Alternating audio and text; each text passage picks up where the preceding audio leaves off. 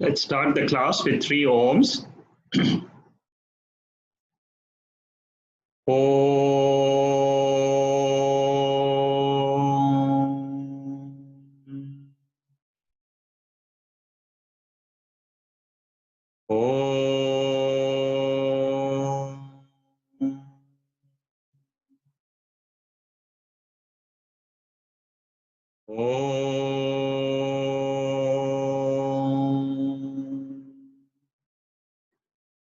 Om Sahana Bhavatu Sahanau Bhunaktu Sahaviryam Karavavahai Tejasvinavadhitamastu ma Vidvishavahai.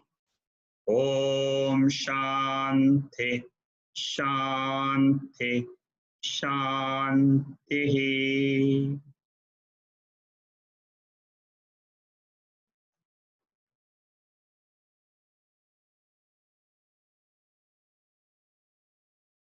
Today is our second session on this beautiful text called Vivekchudamani, written by Shankaracharya.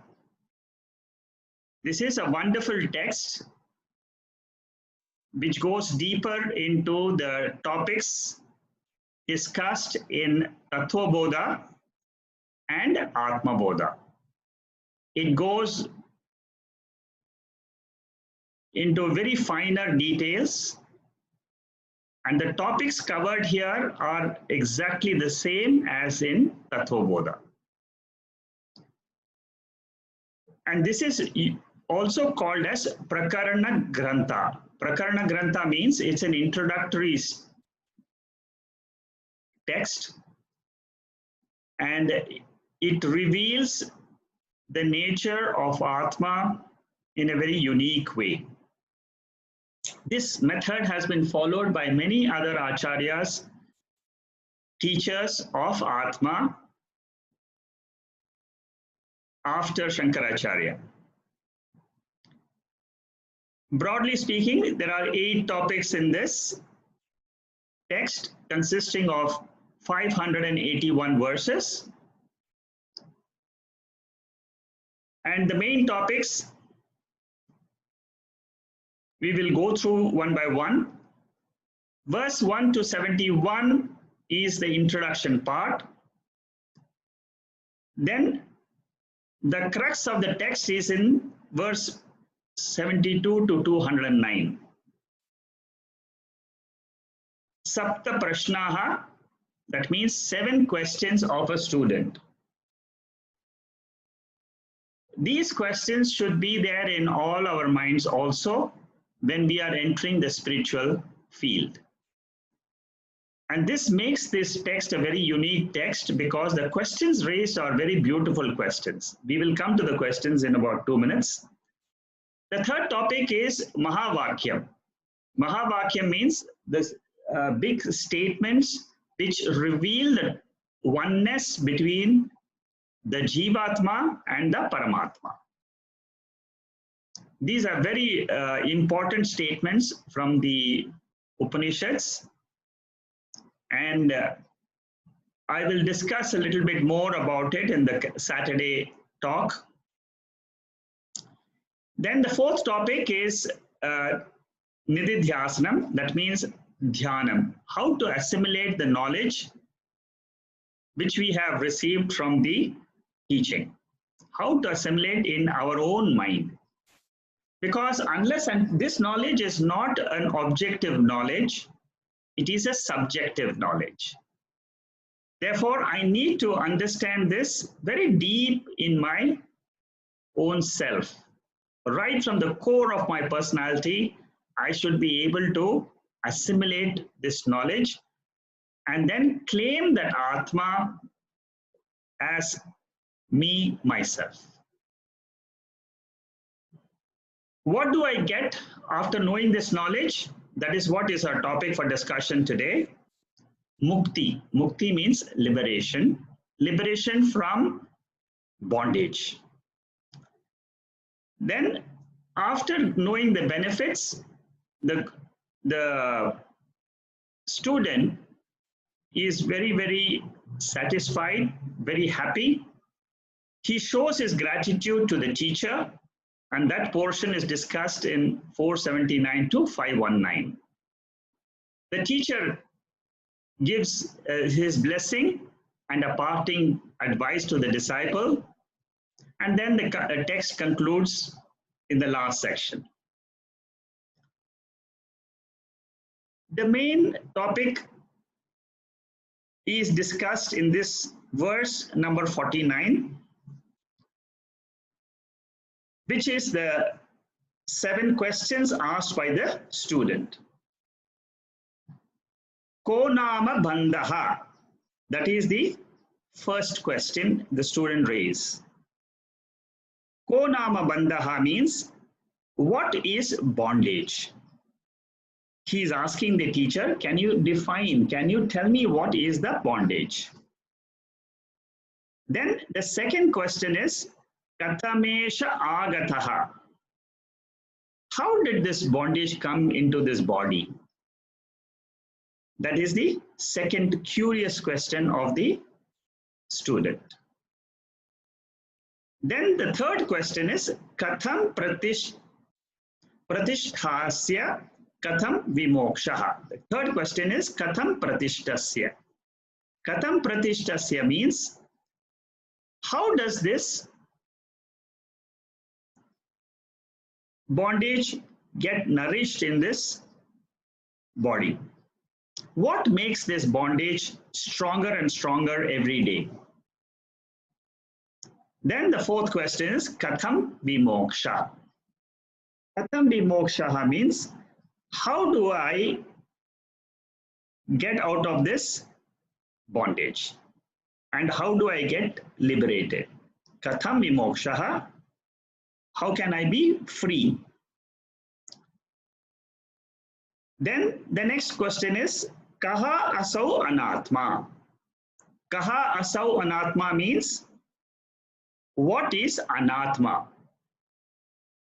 What is not atma? Then the next question is, Paramaha atma kaha. Paramaha atma kaha means, what is this atma? And the last question is, Tayor vivekaha katham. Tayor vivekaha katham means, how do I differentiate atma and anatma? So these 7 questions are there for almost all of us when we start the spiritual journey. And the answer to these 7 questions is the crux of this whole text. And I have gone through each of these questions and discussed all the answers in my last talk. I just want to give you a very general view of what we have discussed. And we also try to understand what is this Atma and what is Anatma. Atma is the spiritual essence in us. That is the most important point we must know. It is not the matter, body and mind. See, the Shastras tell us that I am the spirit. I am the consciousness principle. But we take ourselves as the body and the mind. My body is born on so-and-so date. And then I have so many worries in my mind.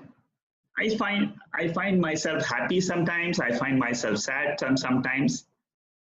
And these are all the attributes of the mind. So exactly opposite of what we think we are is what the truth is. And then we know that, you see, there is no problem in saying that the world is anatma. That is, all of us, we know that. It is not me. The world is different than me. The problem comes only when I look at myself and I don't know that there is something called as consciousness. Though we all know that we are conscious, but we don't know what is that consciousness. That is precisely what we are learning in the Vedanta. We know we are conscious, we act because of consciousness, but we are not aware what is the nature of this consciousness. And the consciousness is the subject matter of the entire Vedic literature. That means the Vedanta deals mainly with this topic called as consciousness, which is the subject in us. It is a mysterious entity and it cannot be known through the five senses. We all know body has consciousness, but what is the relationship between the body and consciousness, we do not know. So we need to understand the relationship also to free ourselves from the notion that I am the body or I am the mind. We need to disclaim the body and mind, and we need to claim I am pure consciousness. I am a spiritual being first, and then incidentally, in my waking state, I witness this body, I witness this world. There is an interaction going on between the body and the world. I am a witness to this interaction. That is the teaching. Taking the body as me is called as bandha or bondage. Disidentifying with this body is called as moksha, or it is called as freedom, liberation. So two points we must remember. Identification with this is a very important thing in the whole understanding of the spirituality. This definition of bondage and this definition of moksha must be very clear to all of us. Identification with the body and mind is bondage. Disidentification with the body and mind is liberation or freedom. Our entire study is to disidentify with the body and mind. At the same time, identify with consciousness. When we have completely understood the procedure for doing this, then we can say, yes, I have finished my spiritual journey. I have got the benefit of the spiritual journey, and I can then continue this life as a free person. That is the vision which Vedanta wants to give us. It's a wonderful vision. It's a vision of bliss. It's a vision of owning our real nature, and we will feel blessed by God or by the Supreme once we get this liberation from the body and mind. Very important point again to note about Atma is, from the Shastric angle, I am immortal. I am that pure consciousness which is always existing. This is a very subtle point which our intellect will find it difficult to accept because of our orientation in the intellect, in our mind, that I am born. See, we also teach our children that you are born on so-and-so date, you give the birth date, that, this is a continuous exercise which almost 99.9% of the humanity believes that they are this body. And there's nothing wrong because that is our orientation. But Vedanta tells us that I am consciousness principle which has existed even before the creation came into being. There was a spiritual being which was there. It continues to be there even now. If I'm able to identify with that spiritual core essence in me and in the world, then I am free. It seems to be a very difficult exercise, but we are not the first ones walking this path. There are thousands of people in the last 2000 years after Shankaracharya who have gone through the same texts which he has taught. They have claimed themselves as consciousness. You can see them in the world, they are free. So this gives us confidence, the courage to walk the path. Today, our view of body is I am finite, I am located. I am called as Jiva. That means the body and mind. The moment I drop this identification of the body and mind, I myself am called as Paramatma. Therefore, there is oneness between Jivatma and Paramatma, because both of them, in essence, is Paramatma alone. Paramatma is not a second person, it is the same consciousness. When it is wrapped up with the body and mind, it is called as Jivatma. The same consciousness, when it is away, when it is unwrapped from the body and mind, it is called as Paramatma. I myself am Paramatma, the cause of this whole universe, because the scriptures teach us that consciousness, unless it is there, there is no body, mind, there is no world. Like we experience in sleep, that consciousness is there, pure existence is there, but there is no world. World is in potential form. It is an unmanifest form. Sleep is just an example of that pure consciousness state. It doesn't mean that every time to realize ourselves, we need to go to sleep. It's not correct. The right thing to know is, how can I drop the I notion whenever I want it? It's not that we need to be without the I notion throughout the day. No. A jnani has the flexibility to be the pramata. Pramata means the knower. And he also has the flexibility to drop this knowerhood and be sakshi, which is witness. This flexibility is not there in an ignorant person. The ajnani doesn't have this flexibility in his mind. Our body is gross body, subtle body, causal body. The gross body is fine, subtle body is finer, and the causal body is a finest matter principle. All three of them are matter. What is watching this body, what is experiencing this world is consciousness. It is a completely different than the matter principle.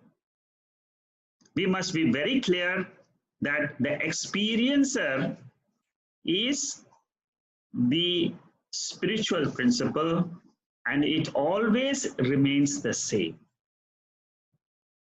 When you get up in the morning, it is there. When you are sleeping, it is there. When you are dreaming, it is there. It doesn't have any change at all. So knowing this consciousness as the cause of this whole universe to come, the whole universe to sustain, and the whole universe to resolve into an unmanifest state, this is the primary teaching. Can I be with Can I still enjoy this world after getting this knowledge? Yes, you can. And you can enjoy this world much more because you have complete knowledge of this entire universe. That means you know who is a jiva, what is the jagat, which is the world, and what is this creator, who is the Ishvara principle in this world. One small point connecting to this whole teaching is the ego I, which is the mind, which is called as also the jiva. That is the central point we must always understand. We need to study more and more. This mind principle. What is this mind? How does it, what is the nature of that mind? How does it function? What is the origin of this mind? What are the thoughts which come in my mind? Who sees those thoughts? That should be the line of inquiry. That is why Drik Drishya Viveka, that means I am the seer of the thoughts, becomes a very important method in our realization of consciousness. Because ultimately, the scriptures tell us it is only in the mind I will know who I am. It is the witness of the thoughts. The moment I know that I'm the witness principle to the thoughts, you can draw an inference. I am a witness to the body. I am a witness to the whole universe. The witness principle is different than the universe. It is different than the thoughts. It is different than the body. This is the way of inquiry. This is the way to learn that I am Atma. Okay, so now we go to where we stopped, and that was the benefit of this knowledge. What happens when this student comes to know that he is Atma? So this is where we stopped last week.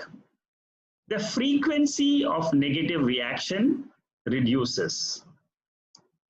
Why does it reduce? Because I know I am a witness of the thoughts. I am not the thoughts which make up all the worries. Whenever we are worried, the first thing we must immediately notice is, remember this teaching. I am worried because of my thoughts. First teaching. Anytime you're worried, anytime you're angry, anytime you're jealous, anytime you have a great desire to do things, it's all thoughts. There are negative thoughts, there are positive thoughts. Negative thoughts is what we need to be careful about. And our reaction to the negative thoughts, intensity comes down. This is the benefit of internalizing the knowledge of Atma. Our recovery period from a negative situation, suppose we have had a bad experience in life. Our mind by nature will keep on going to that topic again and again, again and again. It will keep on going to that problem area. But with this knowledge, I will be able to slowly come out of it and say to myself, all these thoughts are disturbing me. I am only a witness of these thoughts. These thoughts will remain for some time. They are not there when I'm asleep. They may not be there after 6 months. So why should I keep on thinking again and again of that? Whatever I need to take an action, I will take. So the recovery period, to time to get out of the reactions, it comes down. And by observing our liberated state, which consists of two types, one is called as Jivan Mukti. Jivan Mukti means that I am a free person, I am not the mind. This is while I'm living itself, the body is living because it is connected with the karma. There is a law of this universe. Whatever is seen, which is called as drishyam, that seen is because of karma. There is a law which is going on. This law is affecting, it starts from the causal body of the individual, which is called as the Vishesha Karanam. That means my karma is the main cause for this body. And what is a Samanya? Samanya means the general cause. The general cause is the entire universe. So there is an entire universe. The body is made up of 5 elements. 5 elements is called as the general cause of this universe. But what is the main cause, which is specific to me, is my own karmas, which I have done in the past. And that is giving results, because every action has a reaction. That reaction can come now, it can happen, and it is a cumulative of what we have experienced in the past. So whatever we are experiencing today, we can call it as fate or my destiny. My birth in a particular family, my birth in Singapore, my birth in India, my birth in America. Each of this, there is a cause. And I have to experience certain things in this atmosphere, in this environment. That is the general cause. Then specific causes, I am going through certain problems. I am happy, I am rich. I have got all the comforts in life. That is because of my own prarabdha karma. Then this is all, Jivan Mukti means after knowing Atma, I know that this comfort, this body, this mind, this world is all an appearance, a drishyam.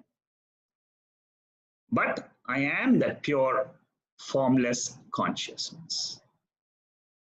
It remains in my mind very strongly because I have thought about it, inquired in my intellect. Who is this mind? What is this mind? There is a beautiful analysis which we will be taking up in a wonderful text called as Saddarshanam. I plan to do that after all this summaries are over, maybe in about a month's time or 2 months' time, 4-6 sessions. I will be doing that text. Ramana Maharishi analyzes, who am I? How does this ego come? How can I drop this ego? He discusses this in 40 verses. We'll be doing verse by verse and trying to know this ego I and how to drop this ego. Fantastic method he has evolved, and just by inquiring. There is no change in outer world. There is no change at all. It is only a cognitive change. That means only in my understanding of the world and about myself is this whole perspective change. There is no external physical change at all, neither in the mind, neither in the world outside. But the way I look at my mind, the way I look at my body, the way I look at the universe, that perspective change is what Ramana Maharishi will teach us in Sat Darshana. So Jnani, a person who knows Atma, doesn't see any difference. For him, the whole world is coming in from that Atma, coming out from that Atma and resolving into that Atma. He says, well, I am that pure consciousness. I am not bothered about the body or the mind. I will go through this whole life as it comes every day. Whatever is the duty or whatever I have to do as a body and mind, I will do it. In his vision, body is like mithya. Mithya means appearance. Mithya does not mean non-existence. Body and mind are appearances. Consciousness is existence. There is a difference between the three things which we should know. One, something which is called as existence. Existence means that pure Atma, consciousness, which is all alone. There is no body, no mind, no universe. It enjoys the bliss of its own existence. That is called as Atma, or pure consciousness, or pure awareness. That consciousness, when it is wrapped up with body and mind, becomes the jiva. And then it comes up in the waking state. It goes through certain experiences. The same consciousness drops the body and mind in the sleep state and goes back to its attributeless nature, which is called as Atma. It's a very simple thing. If we can follow this and accept whatever this teaching is, then we will be able to enjoy the benefit of this knowledge.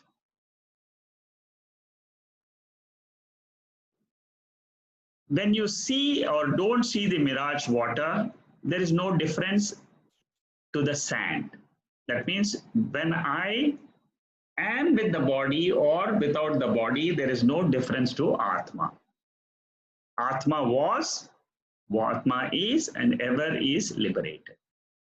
So that was topic number 5, the benefit of knowledge. The 6th topic of Vivekchudamani is the gratitude after the student receives this knowledge. Gratitude to the teacher who has taught him this immortal nature of himself. What a beautiful thing it will be when I come to know that I am there all the time. Whether the body is not there, whether the mind is not there, I am there all the time. I am not finite, I am infinite. The time principle does not touch me, the consciousness. It is affecting the body and mind. This knowledge is the benefit, and getting this knowledge, the student shows his gratitude. The Lord was introduced. The Lord means my own higher nature was introduced to me by the Guru.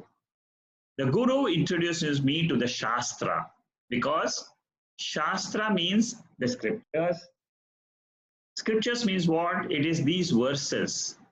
The knowledge we get out of these verses. Shankaracharya, what he has done is, the knowledge which is there in the Upanishads, which are called as scriptures, which are called as Shruti, he has brought that knowledge into Vivekchudamani, and he is telling us, you are this Atma.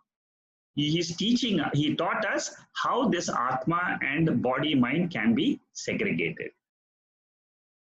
Shastra is always compared in the scriptures as a mirror. Like you go and see yourself in a mirror every day. In order to put a bindu or you want to put a vibhuti, you see yourself, you want to, then what happens is you get a reflection. The original face cannot see itself. You go stand in the front of mirror and you see yourself. Similarly, to know consciousness, I am that consciousness, but I don't know what it is.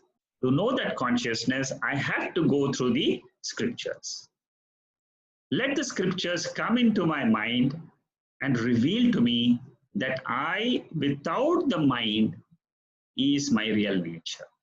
I, without this body, is my real nature.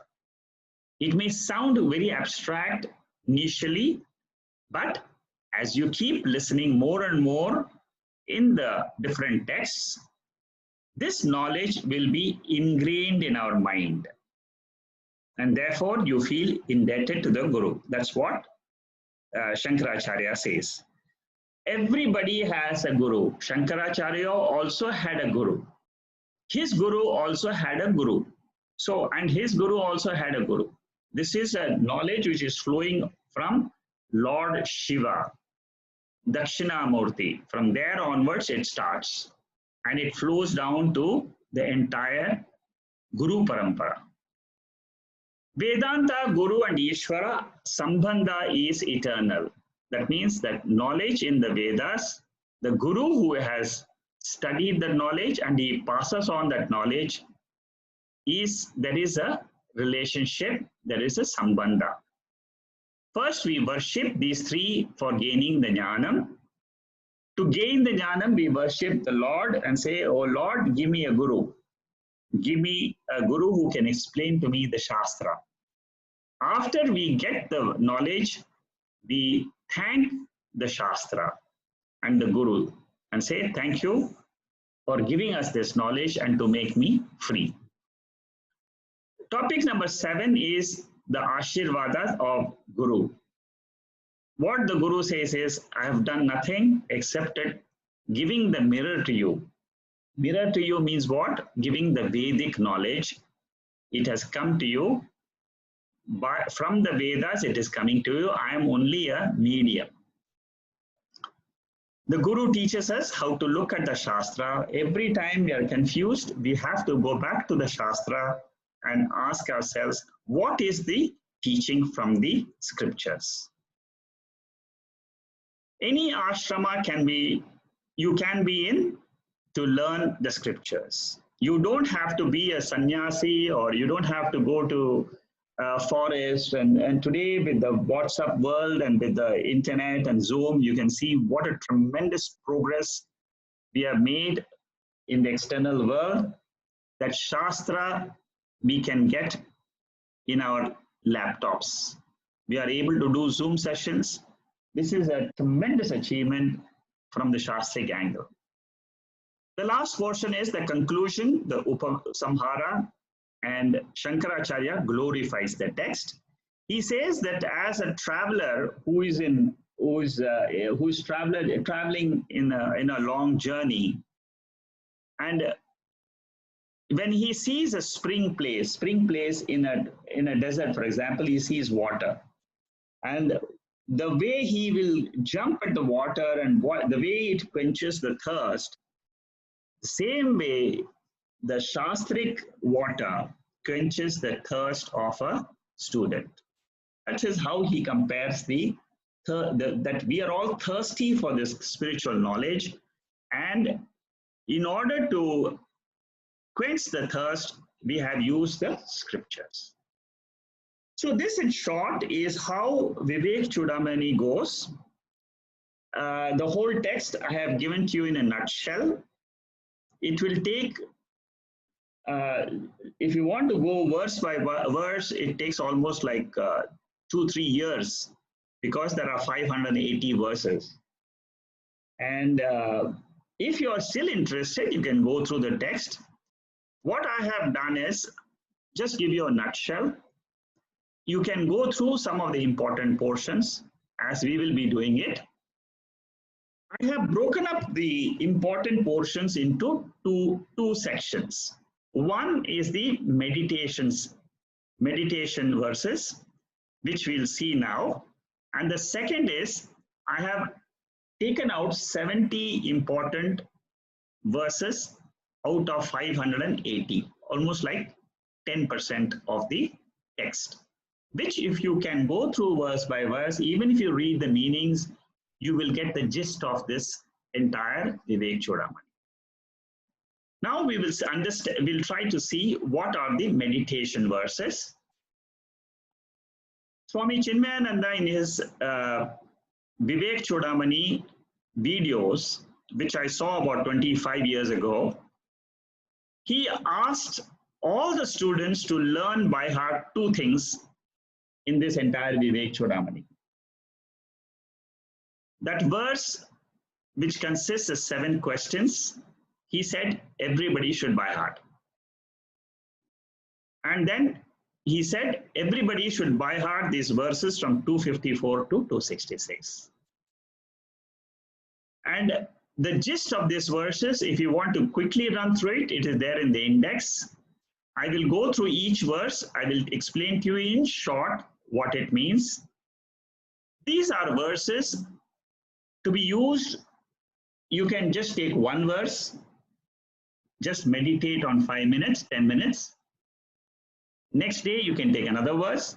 Whichever out of these 10 verses appeals to you most, you can just take that verse.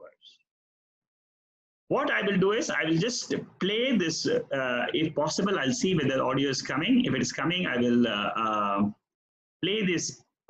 Yeah, I will play this. This audio is it's from Brahmananda, Swami Brahmananda from the Chinmaya Mission. I will play just for you to get how does this verse flow.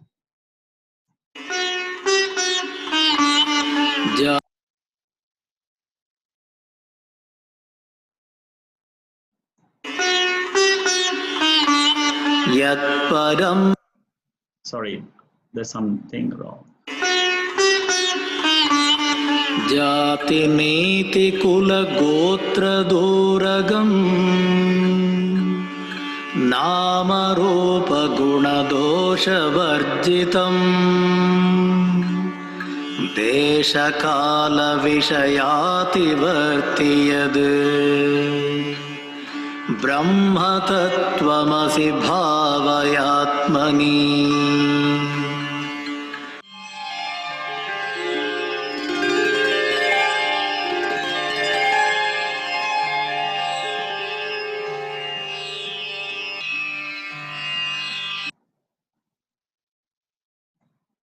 So what does this verse say? That which has no caste, creed, family, or lineage, which is, here we are talking about me, the consciousness. It has no caste, it has no family or lineage. That means it is not a Japanese, it is not a Chinese, it is not Indian, it is not American, it is not Mexican, it is not Brazilian. This consciousness is universal. There is nothing attached to it. Without name and form. We are calling it consciousness, but actually speaking, you can't even call it as consciousness. You just understand it as consciousness. It is without merit and demerit. Merit and demerit means it is without causal body. You know, we have studied the three bodies, the subtle body, causal body, and the gross body. This is the most important, which is beyond the space, time, and sense objects. Beyond that space, time, and sense objects means what? It is beyond time principle. See, our waking state is with time. Dream state is with time. Sleep state, we don't experience the time. Consciousness is similar to that. I'm not saying it is a sleep state. It is beyond the sleep state. Therefore, it is timeless. So this consciousness, which is timeless, I must take it as my own nature. All of us have the experience of consciousness. Only thing we don't know is that is my real nature, not this body or mind, which are in space, in time. That is the essence of this verse. Brahma tattvamasi bhavayatmani. That consciousness is called as Brahman. You can call it as consciousness, you can call it that consciousness in any other Chinese name if you want, and keep that name as your own nature. Languages can be anything. You can call this in Russian language, you can call it in Portuguese language. Any language you call consciousness, we are just saying that consciousness, we are giving a Sanskrit name to that, it is called as Brahman. Brahman means it is one common entity between me, the individual, which is the essence is consciousness, and the common entity between me and the world and the creator. Jiva, Jagat, Ishvara, the one principle behind all three of them is Brahman, is consciousness, is awareness. Even now, you and me, we both are aware of this world. We are talking about that awareness which exists right now. And we are trying to own up that awareness principle. Just drop the body, drop the mind, whatever you feel, that is consciousness. That is what we have to meditate. This is how we have to meditate. Anytime this can be done. Anytime. Your mind has to be quiet. That is the most important thing, because the mind is the one which causes all the agitations, which does not allow me to sit down. Even if I sit down for 10 minutes, it is the same mind which is the causal body, which has got certain thoughts to be thought in this world during the current waking state. It will push you out of meditation. Every time you get out of meditation is because of the force of that thought principle, which is coming from the causal body. So the essence in this verse is, consciousness is not conditioned by space, time, and object. Our body and mind are conditioned by space, time, and object. This is how I do the discrimination between Atma and Anatma. The next verse. Yat param sakala vagagocharam gocharam vimala bodha chakshushaha shuddha chidghanamanadi vastu yad brahma tattvamasi bhavayatmani.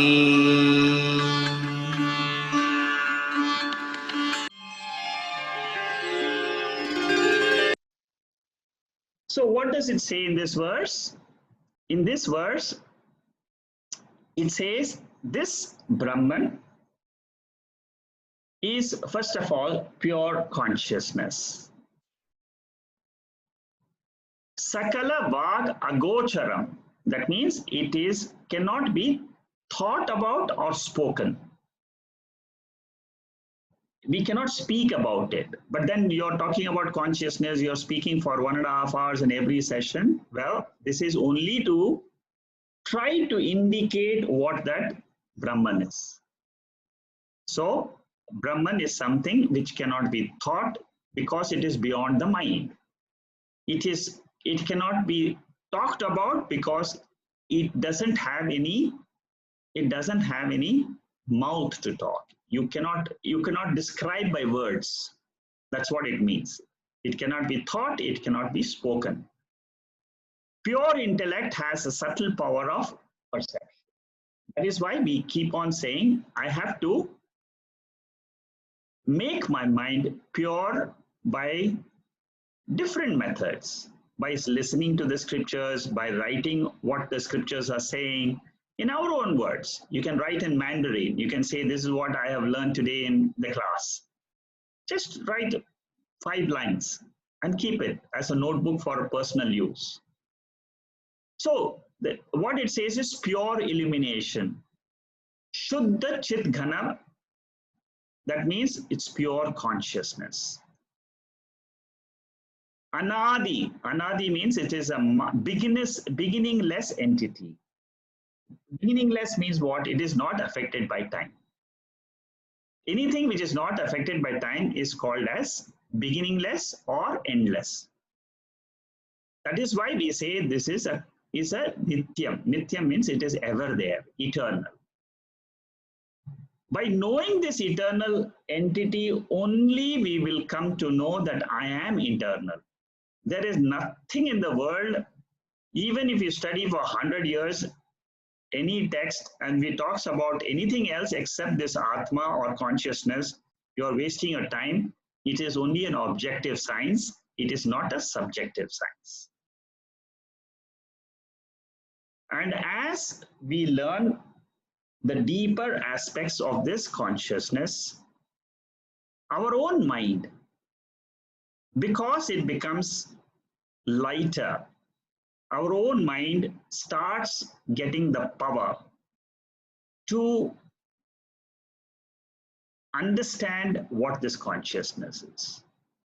There is a power behind the mind, and that power gets to know what this pure illuminating principle is. So the second verse, the main thing to remember is it is an illuminating principle. It illumines my body, it illumines the world. The third verse, 256.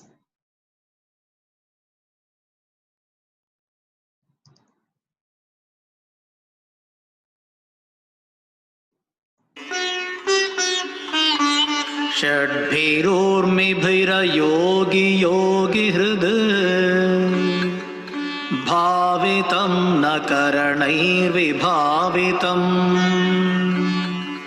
बुद्ध्यवेद्यमनवद्यमस्ति यद् ब्रह्मतत्त्वमसि भावयात्मनि.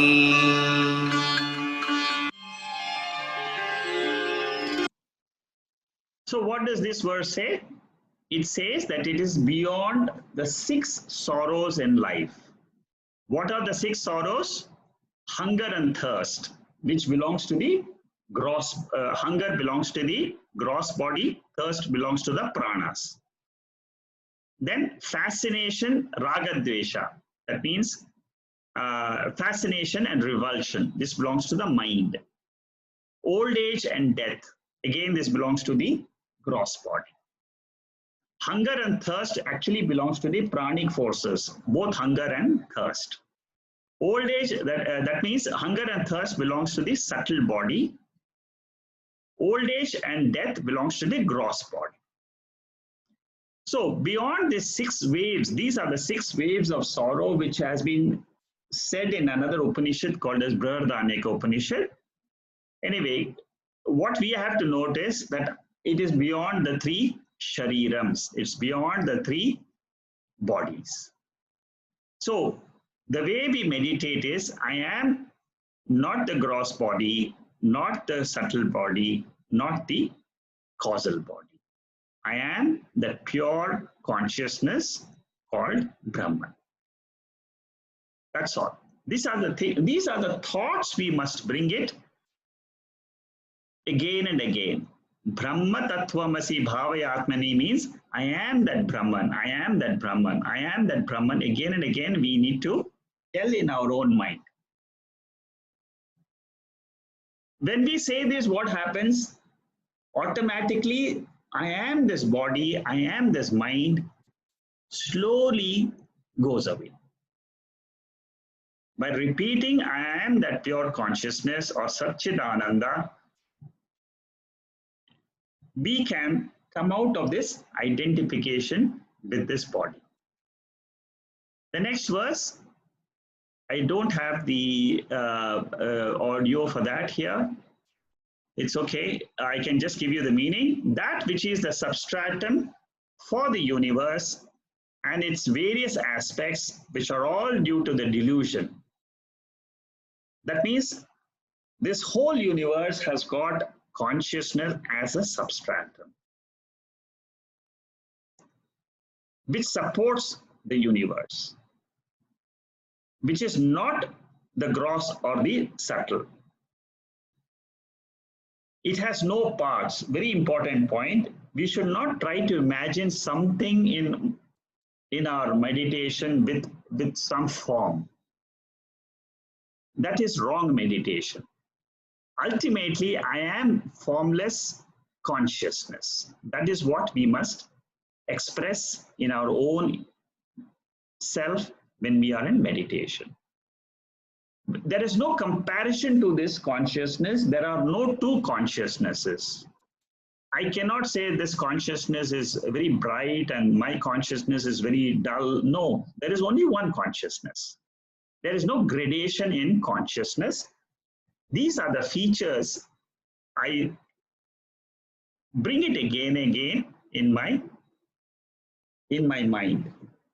If you see most of it, it is the Tattvabodha definition of I am not the three states, I am not the five koshas, I am not the three bodies. The same thing is expressed in different ways in different verses. That's all. If you remember the Tattvabodha verse number 9, which talks about the nature of Atma, then we are always meditating on the same verse in different forms. The next verse is 258. Janma vruddhi parinatya pakshaya vyadhinashana vihinam avyayam vishvasrishtya vighata karanam Brahma tattvamasi bhavayatmani.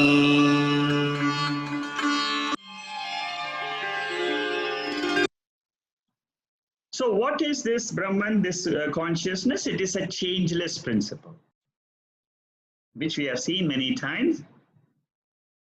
Without modifications, growth, change, decay, disease, death, which belongs to the body.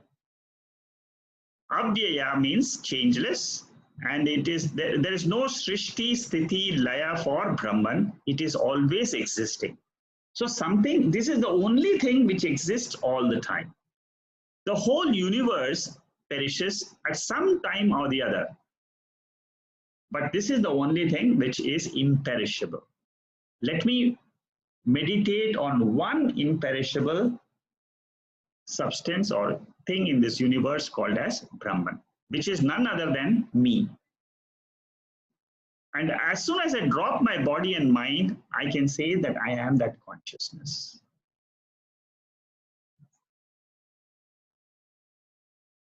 The next verse.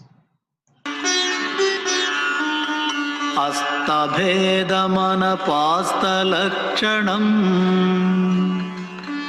Nistaranga jalarashi nischalam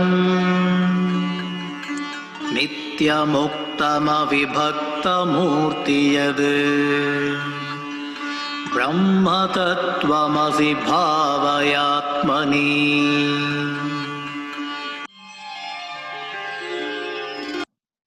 So what is this consciousness? It is free from all distinctions. There is no comparison. There is no, it is free from distinction means it is never non-existence.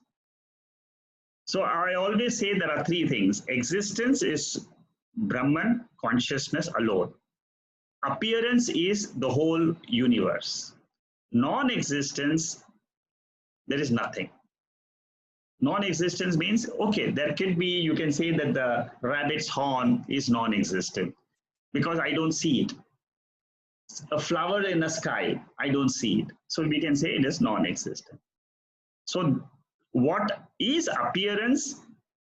We should take it as appearance as mithya. The word for appearance is mithya. Satyam is truth, which is consciousness. Mithya means appearance, which is the whole world, which doesn't have life of its own. It exists because of consciousness.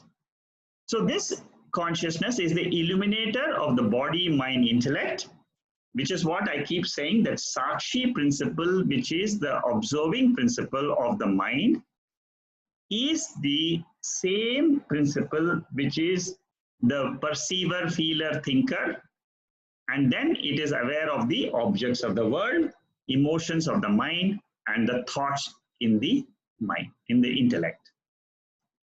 It is like a waveless sea. Consciousness is the substratum. There are no waves in that. The waves are the mind, the thoughts. It is an infinite homogeneous mass of consciousness, What is the relationship between consciousness and this body, mind, or the universe? If you ask what is the relationship, there is no relationship between them, because one is like a waker, the other is like a dreamer. Between waker and dreamer, there is no relationship possible. Between the waker and Atma, there is no relationship possible. So that is why we say you wake up to the knowledge of Atma and you remain as Atma. Like you wake up from dream, come to waking state. Similarly, get this knowledge of Atma. It's only an understanding in the intellect. I am that pure consciousness. And this consciousness is ever liberated. Why liberated? Because it is not connected to the world. It is always free from the world. These are all indicators for us, for our mind to think in the line of Atma. The next verse, this is a beautiful verse. Ekameva sadaneka karanam karanantarirasya karanam karya karana vilakshanam swayam brahma tattvamasi bhavayatmani. So this is what I was explaining, that it is causeless. It exists, it's an independent principle. Therefore, it can exist by itself.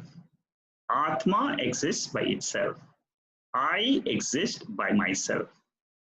I am not connected. In my presence, the world comes, the world exists, the world goes. In my presence as pure consciousness. But I am, from the world point of view, I can say that I am the cause. But when the world is not experienced, as in sleep, I cannot even be called as the cause. Therefore, I am called as the absolute principle. What is absolute principle? Absolute principle is one which is causeless. It is distinct from cause and effect. Karya karana vilakshanam. This word is very important because we should not hold on to our consciousness and say that I am the cause. It is vilakshanam. Vilakshanam means it is different, it is beyond the cause and effect. The cause and effect are there in the Einsteinian world of time and space. The moment we are away from the time principle, it is pure consciousness. It is causeless. Therefore, that pure consciousness is the material cause and the efficient cause for this entire world. The timeless principle is the cause for time to appear and time to disappear. I am that higher principle. See, when we say I am Brahman, that Brahman or something, it is my own nature. It is my lower nature. Like, for example, you can say my lower nature is what I am in my dream. From dream, this is my higher nature. What we are saying is, compared to this waking world in which I am in, consciousness, the pure consciousness in which there is no world, that is higher nature of me, the waker. That is what in Mandukya Upanishad, they say that we are beyond the three states of consciousness, which is beyond the waking, dream, and sleep. The next verse. Niruvikalpakamanalpamaksharam yaksharaksaravilakshanam param nityamavyaya sukham niranjanam Brahma तत्त्वमसि भावयात्मनि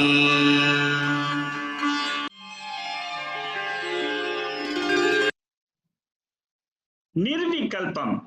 Nirvikalpam means it is free from change of thoughts. Kalpa means thoughts. Changing thoughts are called as vikalpa.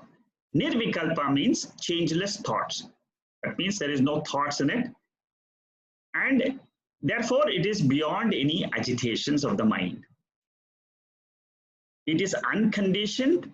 Unconditioned means there is no time principle which conditions everything in this universe. Therefore, it is called as infinite. It is called as Param. Param means supreme, immortal. Then it illumines all the changes. There has to be a substratum to notice. The experiencer must be changeless in order to see the changing world. So I am that pure consciousness, which is the changeless,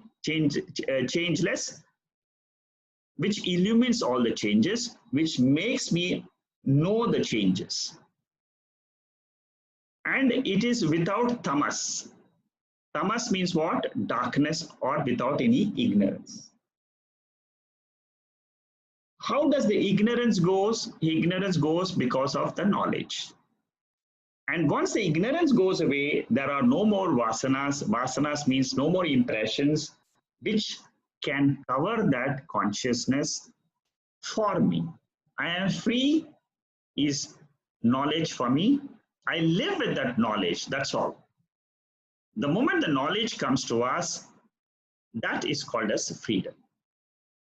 Brahma Tattvamasi Bhavayatmani. Very beautiful verse. That Brahman, that which you are talking about in the scriptures, Bhavayatmani. Bhavayatmani means meditate in your own mind. The next verse, 262.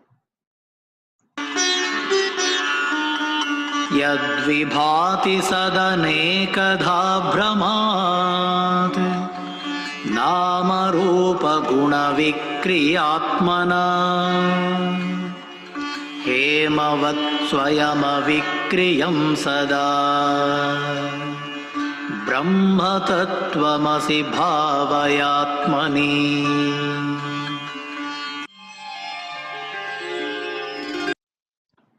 So that consciousness, which we call it as reality,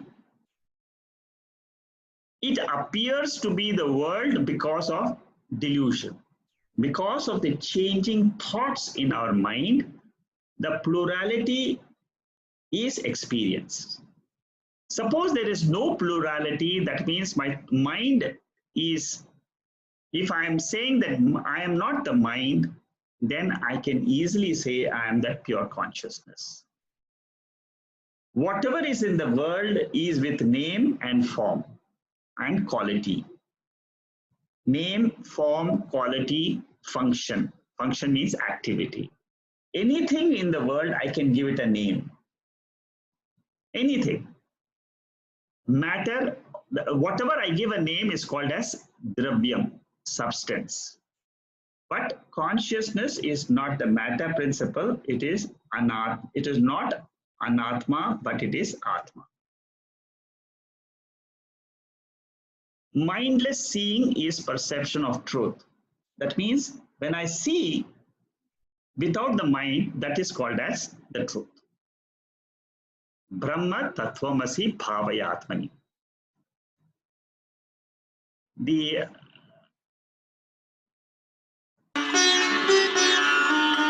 यच्चकास्त्यनपरं परात्परं प्रत्यगेकरसमात्मलक्षणम् सत्यचित्सुखमनन्तमव्ययम् ब्रह्मतत्त्वमसि भावयात्मनि. three things in this verse. Parat Param. That means nothing is beyond that, because you have crossed over that Maya principle. Maya means the three gunas, sattva, rajas, and tamas, which makes this whole universe of five elements.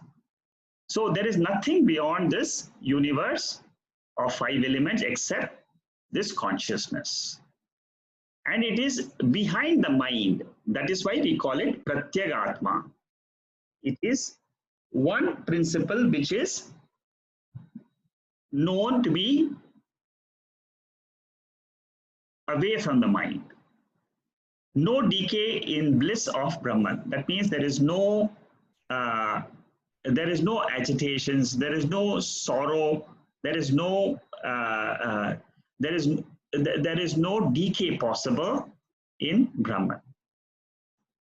It is a continuous bliss of existence and consciousness.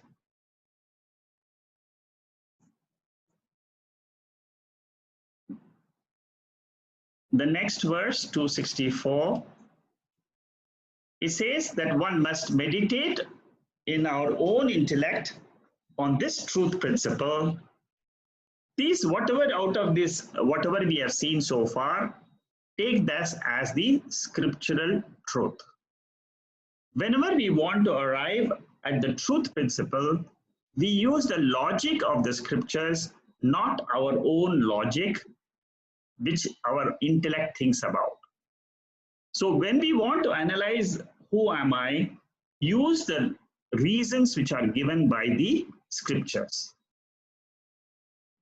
And what it says here is, don't use any other argument. Like we see in our own hand water, same way we should be able to know this Atma, which is pure consciousness, pure awareness. Suppose you keep an apple in your hand, you can say that I can see this apple. Similarly, let the mind think, who is seeing this? It's an awareness principle, it's consciousness principle. That's all. I'm aware of myself, which is pure consciousness. And then what this consciousness is, what we have studied so far in these meditational verses. Then there are two more verses, which are all ending verses, as it tells us how to meditate. In this cause-effect bundle, realizing that knowledge of the ever-free is Atma, is this Brahman. Beyond cause and effect, beyond this universe is this consciousness, ever established in that. That means always think that consciousness is completely separate from this universe, which is, universe has got a cause. Universe is an effect of something. Everything is in the universe is a cause effect. There is a relationship. I am born because of my father. You are born because of the parents. So similarly, there's a cause, there's a cause, there's a cause. But the ultimate cause is this pure consciousness. The last verse for this meditational section. In the cave, where do I find this Brahman? We have talked about it so much. Is it outside? Can I see it? In the cave of the intellect is Brahman. Other than that, there is nothing else. We cannot find it in the gross world or the subtle world. And it is this consciousness which is non-dual. Non-dual means what? It is Advaita. Advaita means it helps me to understand that there is no plurality in it. There is only itself. And how do I reconcile this fact? I see the whole world. What we say is, from that consciousness principle, being the substratum, this world which I see of duality is an appearance. Like rope snake is an appearance, rope is the substratum. For this waking world, Atma or Brahman is the substratum. And it can be known only when I inquire in my own mind. ultimately the ego I drops. Then you keep asking the question, who am I? Who am I? Ultimately, the I will drop, and then it will drop where? It will drop into consciousness. Pure Brahman, that is what is called as consciousness. And I only claim that as my real nature. And this waking world has an incidental nature. So that finishes the section which is about meditation. Now, I have taken out 70 verses from 581 verses, and I have put them into this bunch, and I have given what each of these verses are referring to. When you go through these verses and their meanings, you should be able to get to know what it means. I will try to go through it quickly so that you know what these 70 verses are. And anytime you want to, maybe this week and next week, I will try to see some verses maybe which is more important. Let me try to do this, because this will give you a gist of the whole text. I was thinking earlier that I will leave these 70 verses with you so that you can take it up on your as a self-study. But let me just go through some of them so that you get an inclination of these verses. And once you go through these verses, you will get to know what the whole gist of this entire Vivekchudamani is. In the next, I will cover as much as I can, but these will not be detailed explanations. It will be purely just the verse meaning as much as we can cover. And then next week also, I will try to do the same and try and finish up the 70 verses before we go to the next text for our study, which is called as Naishkarmya Siddhi. So after Vivekchudamani, I'll be taking the text called as Naishkarmya Siddhi. It's a text written by Sureshwaracharya. He was one of the direct disciples of Shankaracharya. The first verse is talking about Shankaracharya's guru. He is paying homage to his guru. His Sadguru, his guru's name was Govinda. And he says, I take the blessing of my guru, and through this, his blessing, I would like to teach the essence of Vedanta. That is the first verse. The third verse is important because I have explained this verse before also. It says that very rare are three things. One is the grace of the Lord, the second is human birth, and the third is a burning desire to know who am I other than this mind. That is called as a desire for liberation from the mind. Many of us have this, but not all of us. All of us may not have one of this. For example, you may have, all of us have the grace of the Lord, common, universal. Human birth we all have, but what we miss is the desire to know who am I and why, what am I beyond this mind. The next verse is actions help to purify the mind. Therefore, whatever japa, other karma yoga which we do, they will only purify the mind. And how do I know myself? Only by self-inquiry. By doing more and more actions in the world, I will not know who am I. It is only by the knowledge, only by inquiring who am I, and according to the scriptures, then only I will know the final truth. Then the next verse says, what are these qualifications by which I will come to know the real and the unreal in this world? What are the qualifications? We know the qualifications. We have studied in the Tattvabodha. Tattvabodha, we have seen 4 Ds, the discrimination, dispassion, discipline, and desire. So that is elaborated in these verses. And what is discrimination? The discrimination is a firm conviction that consciousness or Brahman alone is real. And what about the world? It is unreal. This is called as discrimination. So anytime you want to understand the terms, what is real, unreal, you can follow these verses. You can try to read these verses. Then what is dispassion, detachment? Dispassion means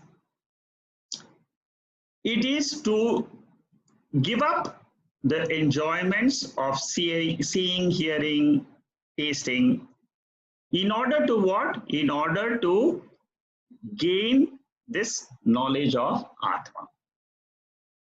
Dispassion is dispassion from the world of objects. The definition of dispassion is given in this verse. Then what is samadhanam? Discipline.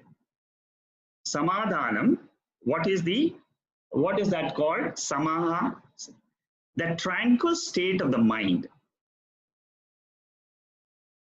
When we contemplate on this Atma, the tranquil state of the mind is called as samaha.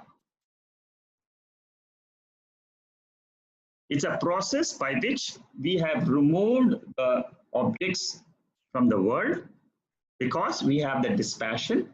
That state of mind is called as samaha or samadhanam. Then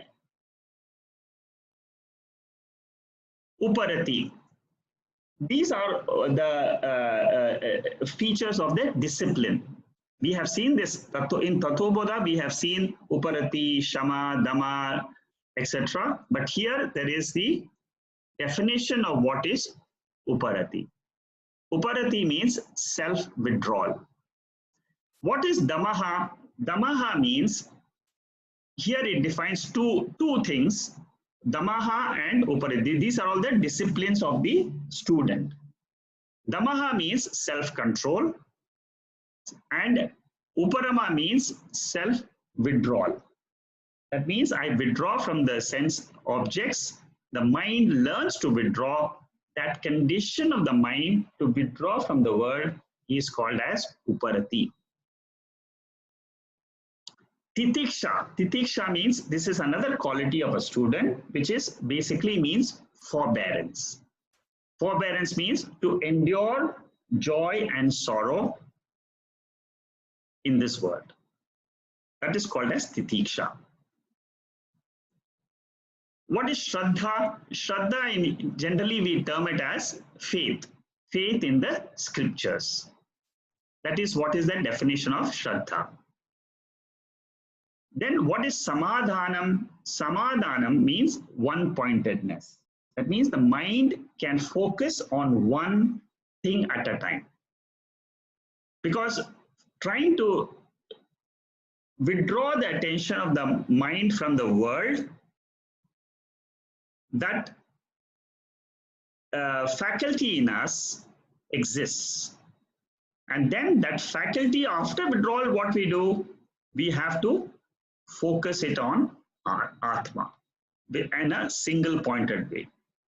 Then only we will be able to realize that pure consciousness which exists all by itself. Then Shankaracharya defines what is the desire. 4 Ds, 3 Ds are over. That means dispassion is over, discrimination is over, discipline is over. Now he gives the last one, which is mumukshutvam, or which is called as desire. burning desire to know oneself.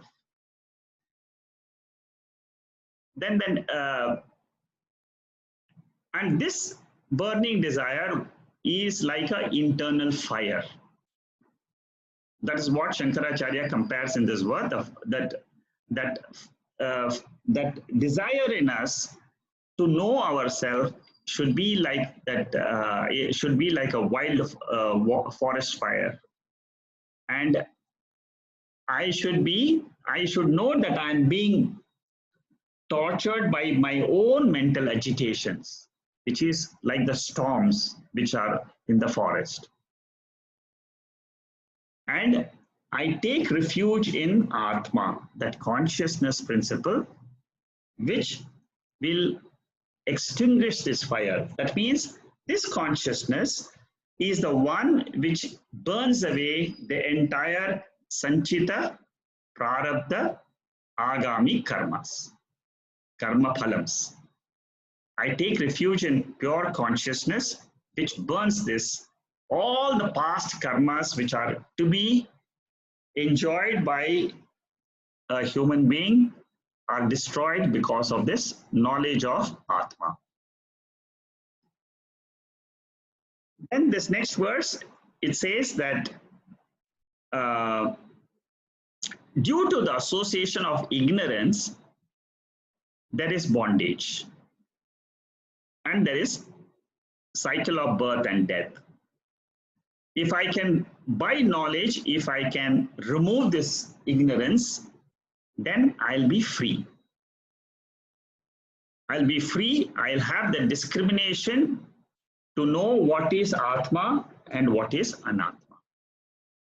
In my own mind, I will say I am the Atma. I am not the ego I.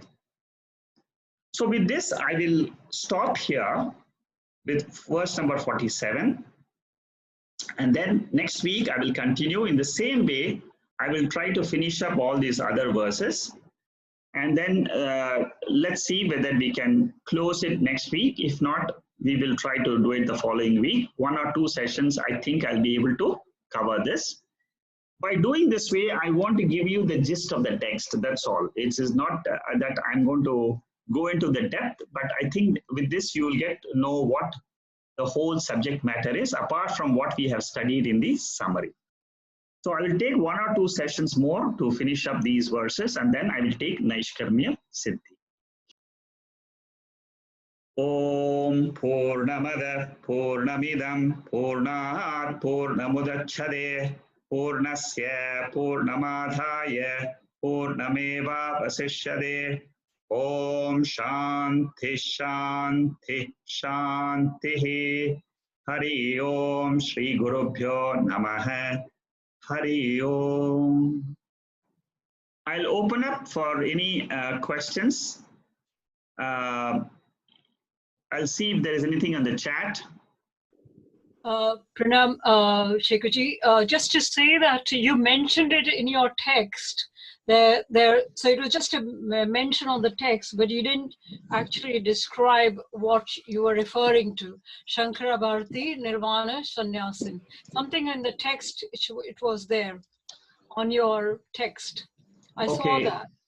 So that's what I was inquiring, because obviously all else you were actually describing very well. Yeah. And it is, and obviously also it's such an extraordinary work that you have done. Yeah, the Shankara Bharati Nirvana Sannyasini is what? What this is a thank you message. It's in the coming in the concluding part of the text. Shankara Bharati means it's a text of Shankaracharya. And Nirvana Sannyasini, that means it makes a person benefit from moksha, nirvana. Okay. So it is Shankara Bharati. That means he says this whole text is a version from Shankaracharya, from me, for people to attain moksha. Okay, thank you very, very much. Yeah. Could you please give the link for Swami Brahmananda's chanting of Vivekchudamani, which you have demonstrated? Okay, I will send the link to everybody along with the video. That's most beautiful. Very, very nice. Yeah, so if you want to learn these by heart, you can learn it by heart. It's very beautiful. This Swami Chinmayananda says that you learn it by heart and you use this for your meditation. Yeah, and just while you were... Yeah, thank you. Can I just ask one question, please? Yeah. Because this is so amazingly beautiful what you have done that it's just obviously completely woken me up.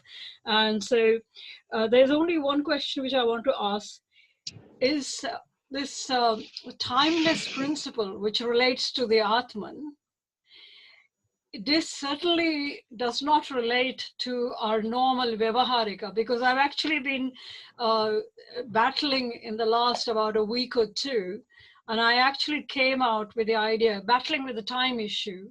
And it's very strange that I should say that, because I have all the world's time, all 24 hours. I have got no other commitment. And yet, I've been battling. So what I wanted to know was that it looks like that as if guided by the Atman, the more aware we are from the knowledge of the Jnanam, the Atman alone seems to be actually guiding us, and should one follow that, because that is coming from a timeless principle.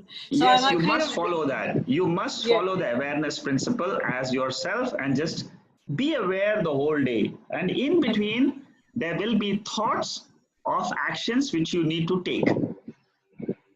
So whenever you are away from your ego I, see in all of us, we have two principles. Yes. I have two principles in this body. One is the Atma I, which is the consciousness principle. It is there right now. The second is the mind, which is the ego principle. Yeah. So there is always consciousness principle, which is ever free. And you can remain, you can abide in it all the time. So, but one is being directed by time. Yes. The ego I, and the other one is through a timelessness. So which are completely poles apart, because when I try to be in that abiding state, then the conflict comes because the time is also there, and you think, oh, what am I doing? The conflict will only come when a thought arises in the mind. Right, okay. When there is no thought in the mind, you are consciousness. Right, okay. Conflict will only come when any thought arises, immediately Dvaitam will come. Okay, okay. Dvaitam means samsara. That means there is no, the moment the thought comes, it is called as samsara, it is Dvaitam. You are no longer with consciousness, you have slipped from consciousness, awareness principle to Dvaitam. You have slipped to ego I, finished. Once you are in ego I, this is exactly what will be beautifully explained in Saddarshanam. Okay, okay. This question of yours will be completely answered in the text Saddarshanam by Ramana Maharishi. He is a champion in this mind. I mean, I can't explain to you. To understand your mind, he is a champion. I mean, I have not seen one person on this entire Vedic literature who understands the mind so well. Wow. And not only understand, he has written 40 verses to completely come out of your identification of the mind. Completely, you will be amazed what a brilliant way he has expressed those 40 verses. Amazing.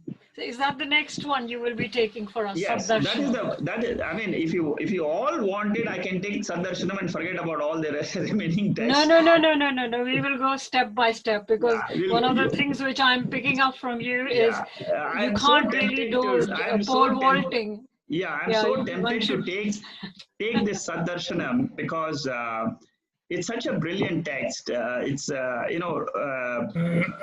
learned a lot from it, and it was recommended. In fact, it was recommended by one of our participants. Maybe Stephen is around. Stephen, he is from Singapore. He is the one who, who reads a lot, and he said, why don't you take this text? Wow. Last time when I conducted the survey, he said, you take this text, and then I went through the text, I wrote the commentary, I finished writing the commentary, and then now it's getting tight. So it's all thanks to Stephen, who is not here today, but he's the one who suggested for me to take this text. But you know, the PDF which you have got, it says volume 2, which means there must be volume 1. Is there volume 1? For Stephen, for which one? For the for Saddarshanam. I just actually saw that, and it seems it's volume 2. Is there a volume 1 as well? No, there is only one volume for Saddarshan at the moment, which you have. But don't go through it. You go through the new one, which I'm writing. I will send it to you as soon as it's ready. Okay, I see. Okay, thank you so much. I've got a better version than that, which I've just finished writing the commentary of the 40 verses. It's getting tight now. So within a week, it will be ready. The following week, I think I'll be able to send it to you. Incredible. You're absolute inspiration. Thank you so much. Okay. Anybody else has any question? Shikhar ji हाँ बोलो बाबा भाई आप ठीक है क्या अभी? ठीक थोड़ा ठीक हो गया. अच्छा. I was seeing a video by Swamiji. Then there was a question that asked why a swastik person also have suffering, pain, misery in life, etc. Yeah. So what's the cause of it? If you are a swastik person, why? A swastik person means what? That means it's the first stage of the 3 gunas, right? Swastik, yeah. Oh, sattvic person. Okay. If a sattvic person, why does he suffer? Suffer, pain, miseries, etc. Correct. Okay. The answer to that, Bhavai, is all of us who have taken birth in this body, all of us will have suffering. Whether you are sattvic, whether you are rajasic, whether you are tamasic, all of us will have the suffering. One common suffering for all of us is disease and death. Disease and death is common to all of us. And it is not, it is a sorrow, it is suffering. The suffering is only because of, there is only one reason given by the scriptures for all our suffering, it is karma. Our own actions in the past births, we say that because of that we are suffering. That is what the scriptures are telling. It is nothing new which I am saying. It is, we have to believe what the scriptures are saying. At the same time, it says that you have a method to come out of this suffering is to identify with the Atma. Okay, so even a sattvic person, the sattva belongs to the mind. It is matter. I am Atma. The moment you understand I am Atma, this sattva will go away. Okay, so anybody else? There's a saying that without the suffering, misery, or what extra, you won't express the joy and happiness of life, isn't it? That is a separate matter. You see, what they are saying is that there are pairs of opposites in this world. You can't say unless there is heat, you cannot enjoy the cold. Unless there is joy, unless there is sorrow, you will not know what joy is. So these are all the pairs of opposites, which is the world. Shikhaji, just one clarification can I have? You said something. Let me finish with Bhavai. Bhavai, anything else? Sorry. Anything? और कुछ है? आप Sunday classes लेने वाले हैं. What are the times for it? उसका time आपको मैं व्हाट्सएप में भेजता हूँ ना अभी. अच्छा, ओके, थैंक यू. आपने जो नंबर दिया है उसमें मैं भेजता हूँ अभी. Okay, thank you. उसका अभी मिलेगा आपको. उसका टाइम संडे को टाइम अभी व्हाट्सएप में मिलेगा. और उसका संडे का टाइम सेम टाइम रहेगा 6 बजे 6 से 8 is it? हाँ 8:15 isn't it? Correct, Followed correct. by the. हाँ Okay. ठीक है Thank you. 6 to 7:30 संडे का टाइम है और 7:30 to 7:45 क्वेश्चन आंसर सेशन रहेगा उसके बाद वीडियो रहेगा तो फिर 7:45 से 8:15 अगर वीडियो नहीं देखने का तो हम घर में भेज देगा अच्छा thank you Shekharji, yeah Shama, tell me.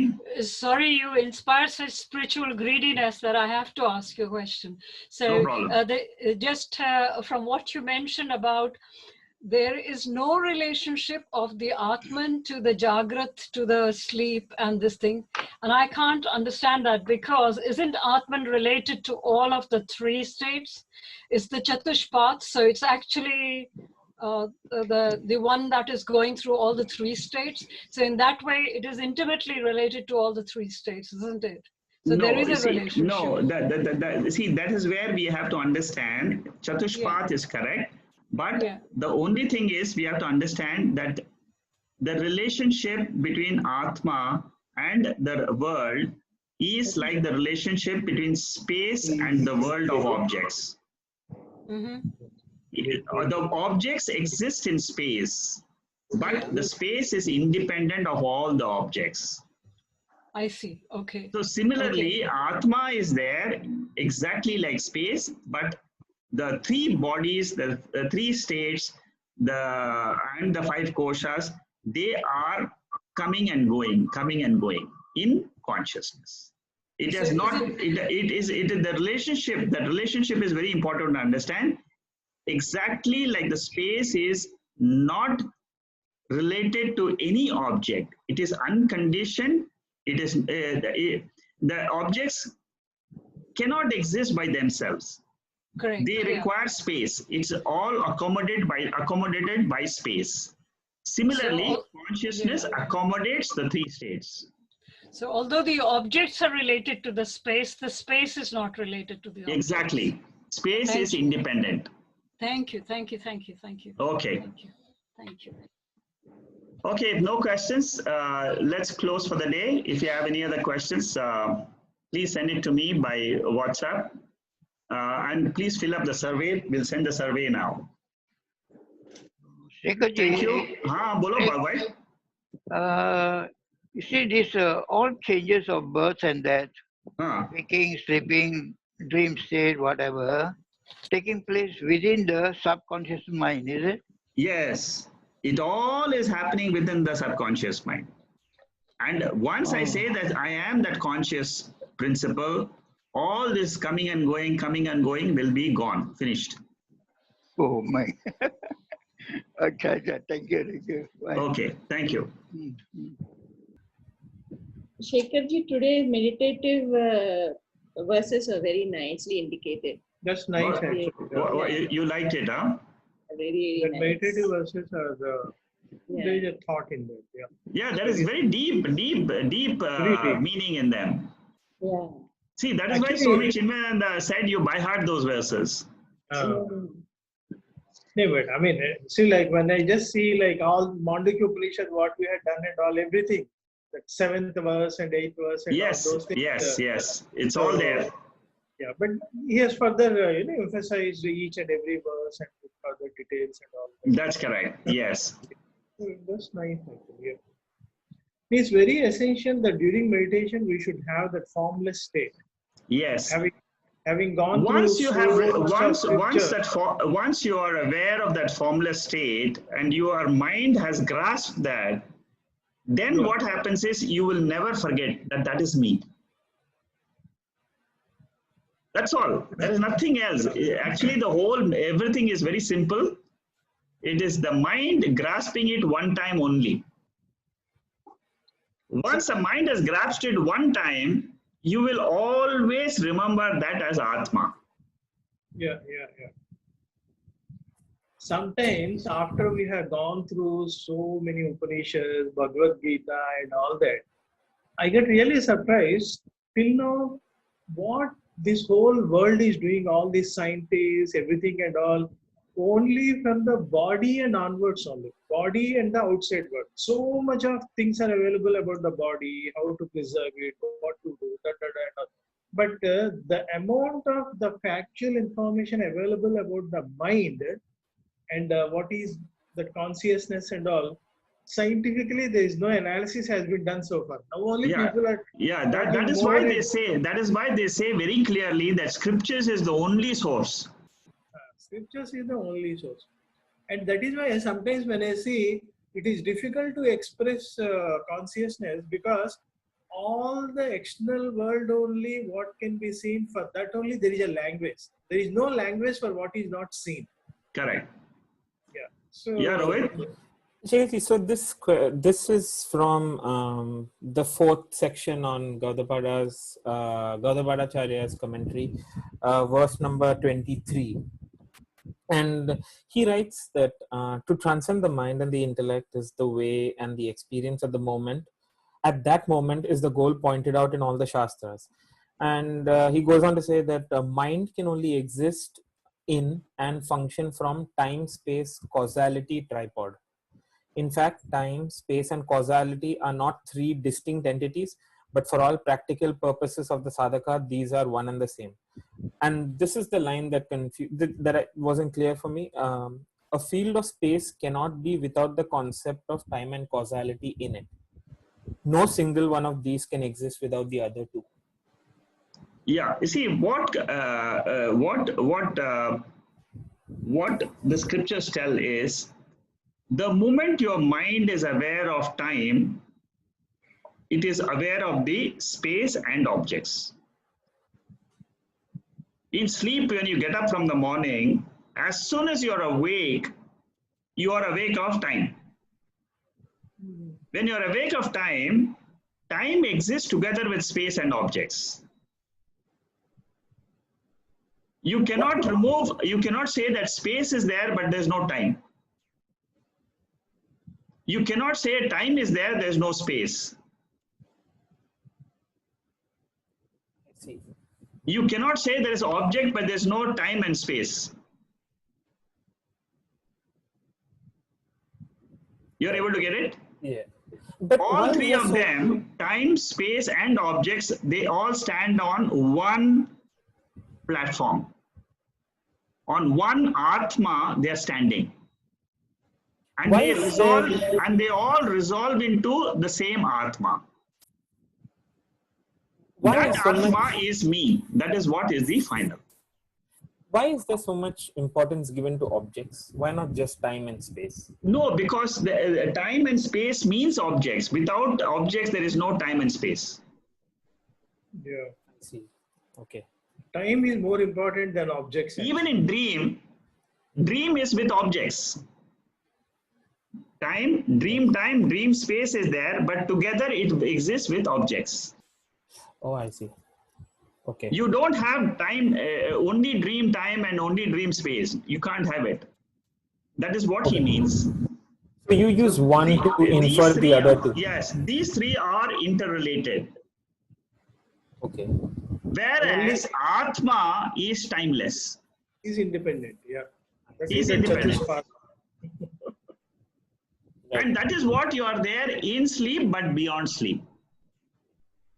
Yeah. Okay. And Okay. Mr.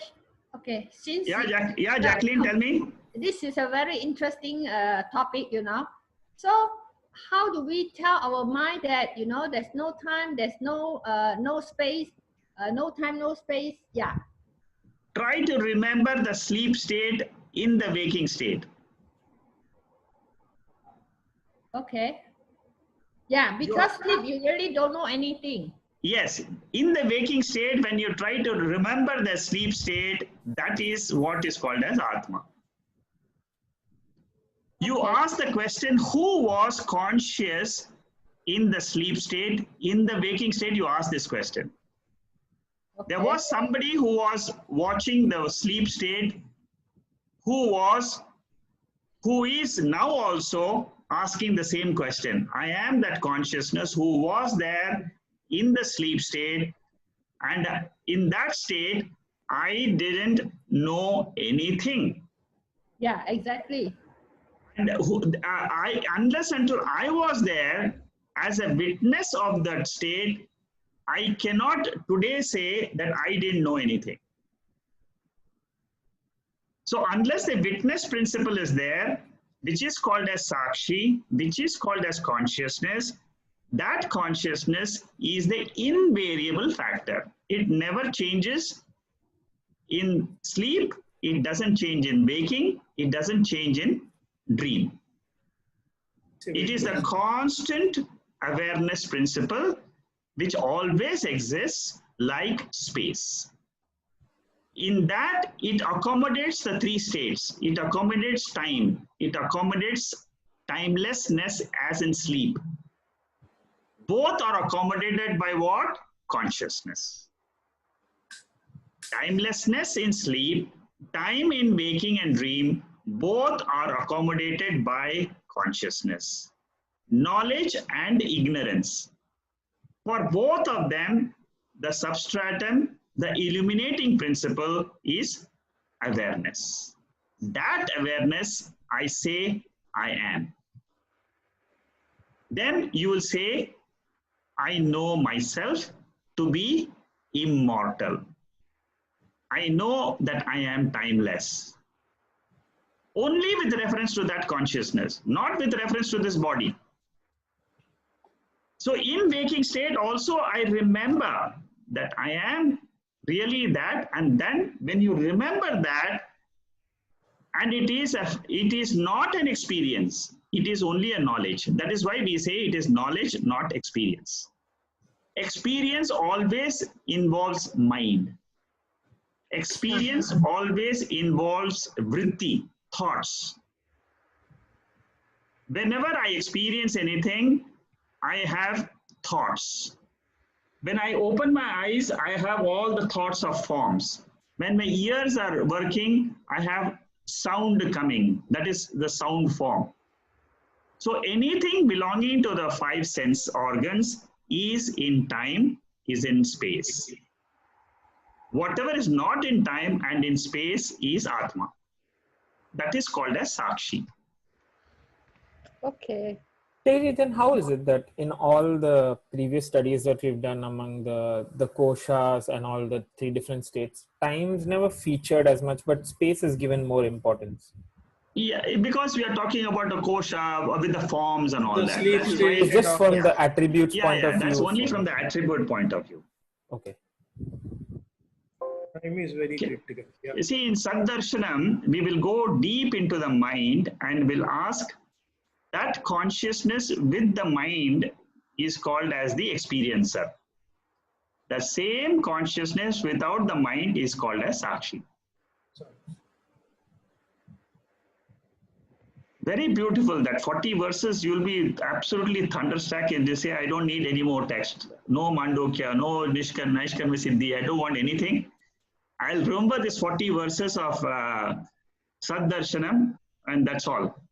I will just, I know myself. I don't need any other text in future. My study is over. I can work 24 hours for Rakuten. That is the real crux of the problem. Consciousness and jiva with mind and without mind. So that's the reason. So if consciousness is without the mind, that's the reason why we say it can only be an inferral. It can only be inferred and cannot be directly. It is only a knowledge, not an experience. Not an experience. Experience involves mind. Right. I am, consciousness is knowledge. It is only knowledge, nothing else. That is why anybody can know his self. It's only knowledge. You just go step by step and try to learn. You see, the real problem all of us face is the mind, nothing else. It's not the body. Yeah, body is inert. It cannot talk by itself. By itself, body, this is how in Saddarshanam, he takes the inquiry. Ramana Maharishi says, there are two things. One, body. Second is consciousness. Body is inert. It cannot know. Consciousness is conscious. it knows itself. Okay? Now, in between these two, there is a third entity which rises, which is called as the ego I, ahamkara. Consciousness is not aware of the body. Consciousness is aware of itself. That's all, full stop. It doesn't have any body. It doesn't have the universe also. It is only a spiritual principle. It exists by itself, and that's all. Body is inert. So who is this in between who knows this body and who says I? This third entity is only an appearance, which is called as the ego I. It wakes up in the morning and then it starts doing things. Right. What this ego I does is, it takes some principle it takes from the body and says it is I. It takes some principle from the consciousness and it says I. So this ego I consists of two things. It consists of 50% which is borrowed from the body. For example, its ego I says, I am located in Singapore. The body is located in Singapore. It is taking the attribute of the body and says, I am located in Singapore. I. Ego I. Then this ego I says that I can think, I can feel. Thinking, feeling is all belongs to consciousness. It says, I am aware of this world. Awareness principle belongs to the, not of the body. Body is never aware. It belongs to consciousness. So this I, which is the ego I, comes in between and owns up the body. What Ramana Maharshi says is, find out and drop this I.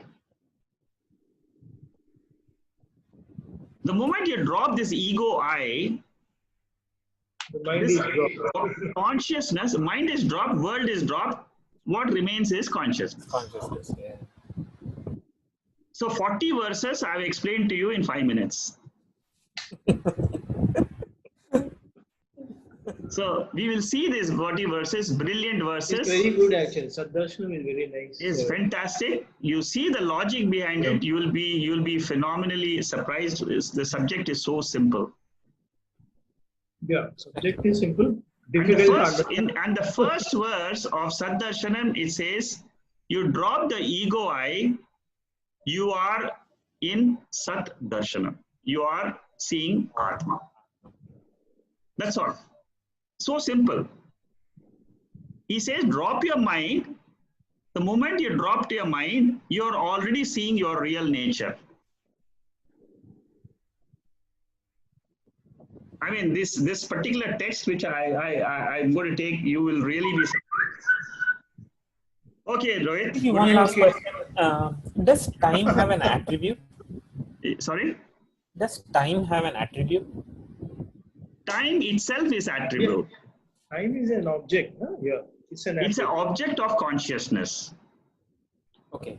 No, like we use space. No, time doesn't have any attribute. Time is it keeps on perishing.